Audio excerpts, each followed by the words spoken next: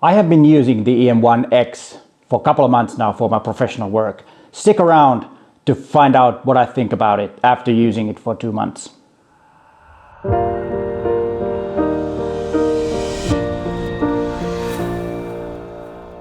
Hi there, I'm Peter Forsgaard, an Olympus visionary from Helsinki, Finland. And before we get into the E-M1X, please consider to subscribe to my channel and hit that bell so you get notified when there is a new video online. I post 2 videos a week, usually on Tuesdays and on Fridays. And remember, my channel is all about you getting to be a better photographer. But let's start to talk about the E-M1X. As I said, the E-M1X has been my go-to professional work camera for a couple of months now. It's a real workhorse. And I've been very happy about it, and it still feels very good in my hands. Somehow the design of the camera fits into my hand, even though some say that it's a bit too big, but for my hand it's almost perfect. And with the joystick on the back of the camera, it's very easy to change the AF point or the area where the AF point is. The first thing I did when I got it was to set the camera so that I can use the flag colors and get the exposure spot on every time. There is a blog post about it in my blog, and I will put a link in the description of this video so you can read it if you do not know how to set it up so that you can see the flag colors. This works with every OMD camera, but of course the menu systems are a bit different, or the menu system is quite similar, but they might be in a different places in different OMD cameras. But the setting is exactly identical on every OMD camera, and it also works with some of the pen cameras and also with the top series cameras on some of them. At least I know I think it works on TG4 and TG5. So be sure to watch that or read that blog post so you know how it works if you don't know already. And if there are any ex-users watching this, please let me know how you feel about the camera after using it a few months or few weeks or few days, and how does it feel in your hand? And what was the thing that you set up first in your X when you got it?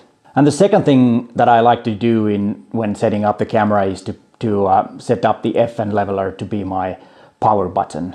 Somehow I find it very convenient so that I can use only one hand when operating the camera. I don't need to use the original power button at all.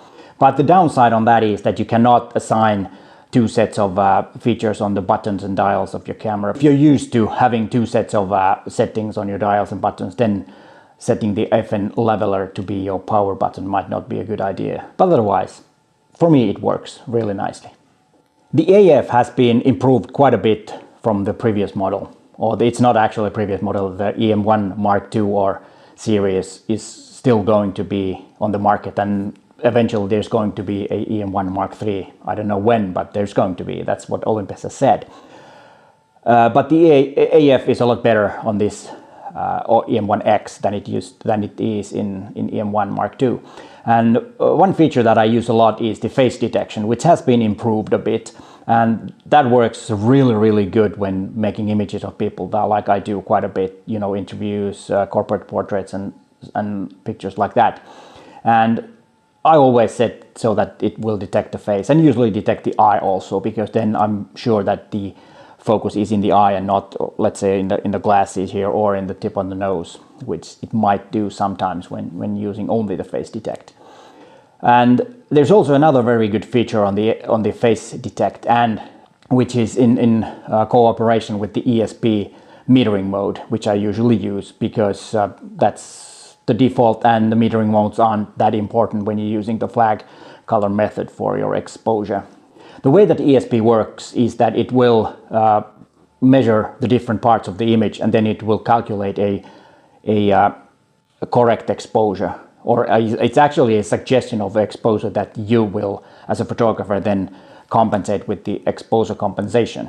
But when you use an ESP and face detect, it will give more weight to the face, so that it will try to get a better exposure on the face if there is face detection on and there is a face in the image. And that's a really good thing. It's a better start than just a regular ESP type of exposure measuring from the camera. So if you're making images of faces, use the face detect, even though you don't need it for the AF, but it will help you expose better your images on people's faces. So I recommend using it. It's a really good feature. I have set my camera so that it will record to both memory card slots, usually raw images in both.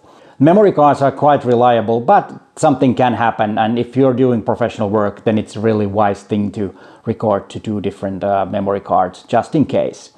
And then one thing about the raw images and OE share on this OMD E-M1X, now I can transfer raw images to my mobile phone or the iPad.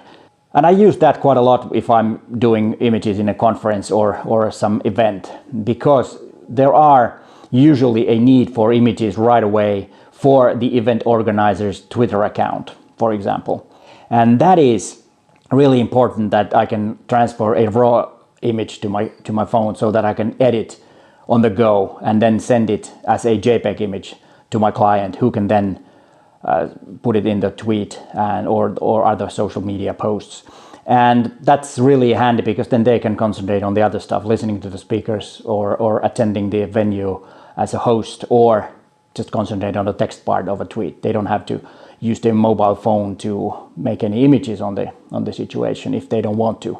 And then the image stabilizer has been improved, which is really good thing, because now I can be totally sure that doesn't matter if I have a 2-second shutter speed on my image or when I'm taking pictures, because I know it's going to be really sharp, the image. Of course, if there's a moving object, then it's a different thing. And the E-M1X is my number one camera in video also nowadays, because of two things. The AF is a lot better. I will get back to that first, but I will first talk about the OM log, which is the second thing that's really good. It makes a flat profile image, which is a lot easier to color grade afterwards, because there's more dynamic range, and then I can also fit the image to match other cameras, because sometimes I get footage from that have been shot with other cameras, and I have to do some more image or video shooting for that, and then it's a lot easier to match the colors of the other cameras also. So that's a really good improvement on the video side.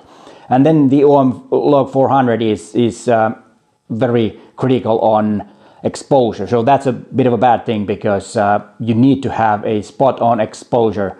Otherwise, if you overexpose a bit, then it will ruin the image quite a bit. And the histogram doesn't tell me which exposure is correct. So I have to experiment a bit and know where to put the histogram so that the image is correct. There has to be some room in the bright side of the histogram.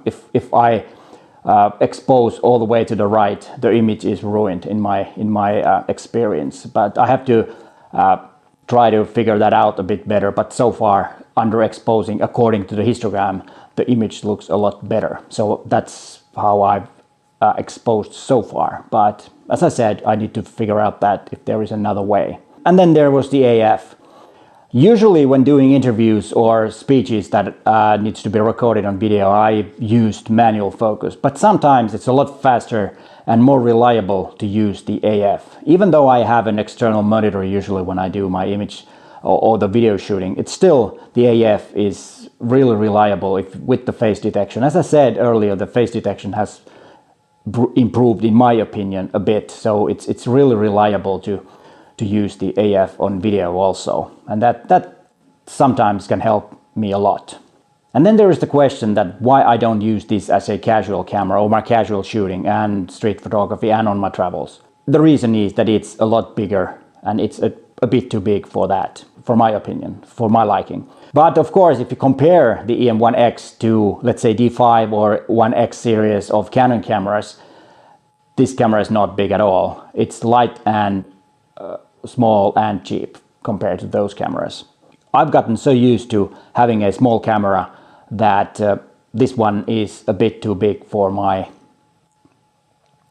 street photography. And I don't know if you saw the video when I was in Amsterdam making street photography. I had the OM5 Mark II and a 17mm f1.8 lens with me. And as I said, there's a video about it, and there are some images that got a little mixed reviews or comments. Some people didn't like those at all and said that it's not street photography at all.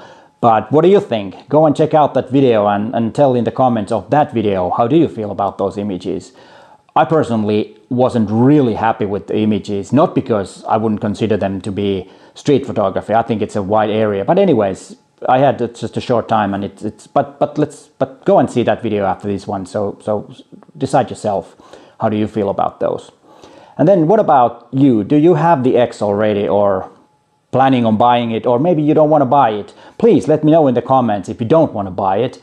It would be nice to hear why, and if you do, then tell me that also. And if you're buying it, please consider to use those Amazon links that you can find in the description of this video. Those links will help financially me to make these videos for free for you to get better at photography. Remember, the affiliate links, they don't raise the price of the product at all. So you pay the same amount, you use it or not. But I get a small commission. As I said, it will support my channel to make the free content. And you might want to watch these two videos next. The top video is about exposing to the right, and this one is about correct exposure. And then of course there is the video about Amsterdam. But hey, thanks for watching, and bye for now.